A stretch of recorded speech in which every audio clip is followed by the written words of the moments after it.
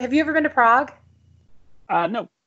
There is this church called the Church of Bones in Prague, and it's an ossuary, and they have the most amazing bone chandelier, and it's human bones, right?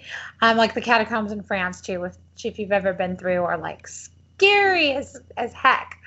But this gigantic bone chandelier that takes up like a huge amount of the ceiling.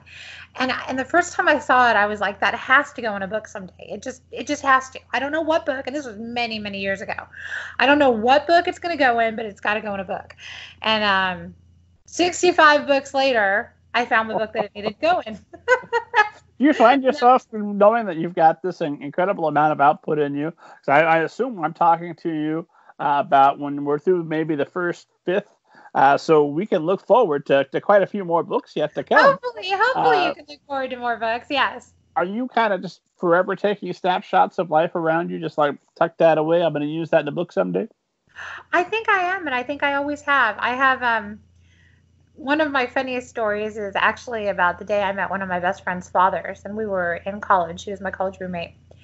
And I grew up in California, was born in Detroit, and had come to Texas for school because they had given me a full ride scholarship. And I knew I wanted to go to grad school, and, yeah. And so anyway, she took me home to her very small town in Texas. I think it was Easter weekend. I think it was. And so anyway, we get to town, or we get to her little town, and her mom and dad say, "Hey, you want to go out to dinner?" And we said, "Yeah, sure, we'll go out to dinner." So we get in the car, or in the truck, excuse me. We get in the truck, and I didn't realize, being from San Diego, that going to dinner meant you had to drive a solid hour and a half to get to somewhere where you could have dinner, right? What? Yeah. That's a small thing? town, Texas. I mean, this town is 600 people, right? I mean, and her parents are like, I love them. They're the most delightful people, became my second parents, all of those things. But this is the first time we've met. And so anyway, we're like driving along, and then suddenly her dad like pulls the truck over to the side of the road. I'm 18, jumps out of the car, and keep in mind this is in the 90s, and so it's a little different than like the climate now with the Second Amendment, and jumps out of the car, pulls a handgun. It's the first time I've seen a gun in person in my whole life. Out of the glove compartment, jumps out and starts shooting into this field, and I'm like, what is happening? Like, what is happening, right? I just couldn't even imagine what could possibly be happening.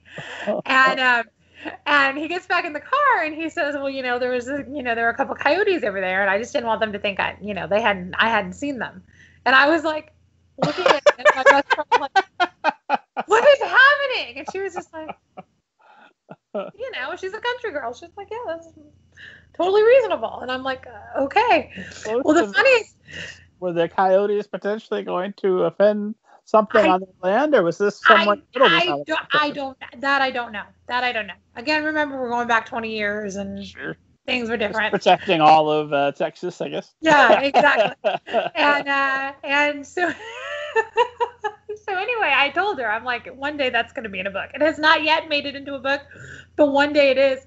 Well, the funny thing is, fast forward many years, and when my husband and I had moved to Austin, we finally back in Texas for the first time in many years, and her parents had come up. She was living in Austin as well, and her parents had come for Thanksgiving, and I'm like, oh, let's like have your parents come over. Like, I'd love to have them over for dinner Friday night, that kind of thing, because I haven't seen them in years.